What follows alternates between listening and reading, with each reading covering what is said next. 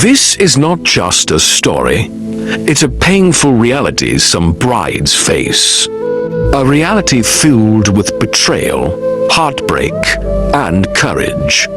Come, let me take you through Anita's journey. A journey of love, pain, and strength. My name is Gloria, and I will never forget the day Anita, my childhood friend, walked down the aisle. It was supposed to be the happiest day of her life. But instead, it was filled with pain, betrayal, and tears. Anita and I grew up in the same small town. She was always the kind, gentle girl everyone loved. When she met Emmanuel during her service year, we all saw how much they loved each other. They were inseparable. Emmanuel seemed like the perfect man, handsome, hardworking, and caring. When Emmanuel proposed, Anita was overjoyed.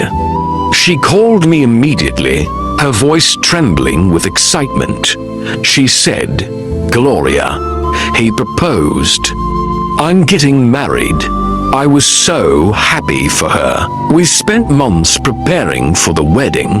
Anita was glowing.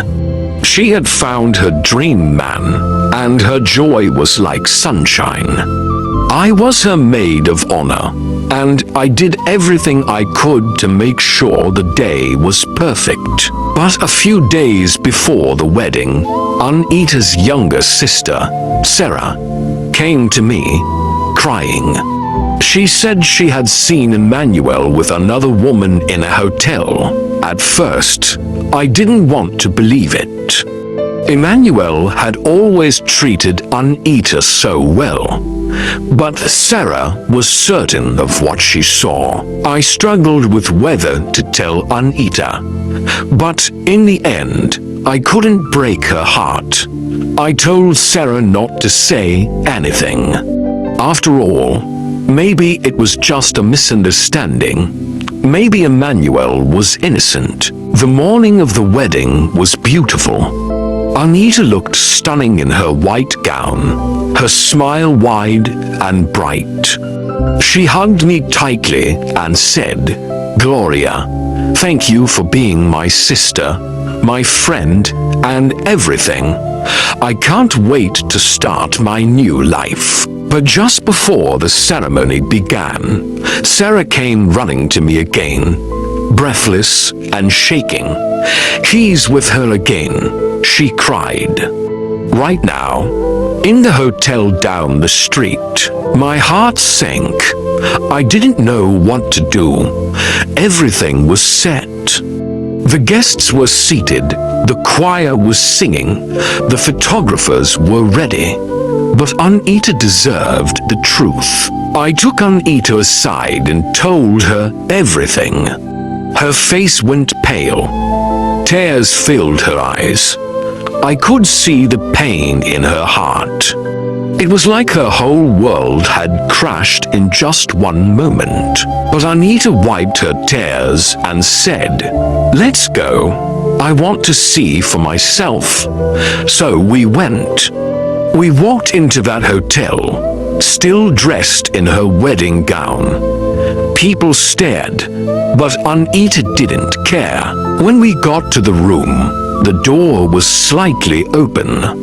And there, standing with the other woman, was Emmanuel, laughing, kissing her, as if Anita didn't exist. Anita's hands shook as she pushed the door open. Emmanuel turned and froze. His eyes went wide. His face turned white. But Anita didn't shout. She didn't scream. She just stood there, tears running down her cheeks. "How could you?" she whispered, her voice breaking. "How could you do this to me?" Emmanuel tried to explain, to lie, to beg. But Anita wasn't listening. She walked away, her gown dragging on the ground, now stained with dirt. Back at the church, people were wondering why the ceremony hadn't started. But Anita walked straight to the front, took the microphone, and said, "There will be no wedding today. The man I thought I loved has broken my heart, and I cannot stand before God and pretend everything is fine." Her voice trembled, but she kept speaking. "To everyone here, I apologize, but I can't go on with this wedding. I deserve better." There were gasps, murmurs, and tears, but I stood by Anita, holding her hand, letting her know I was there for her. Anita spent weeks crying. It was like a dark cloud had settled over her life. But slowly, she began to heal. She started focusing on her career, building herself up, becoming stronger. One day, she looked at me and said, "Gloria, I deserve real love, and I will find it." It wasn't easy, but Anita rose from her pain. She became a better version of herself. And when true love finally found her, she was ready. The wedding that eventually happened was not the one I had planned for her, but it was beautiful. And this time, Anita walked down the aisle with a smile that came from deep within her soul, because she had learned to love herself first.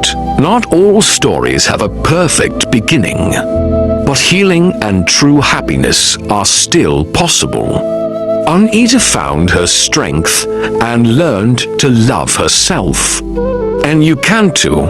Thank you for watching. Please like, comment, and subscribe for more emotional and dramatic stories. See you in the next video.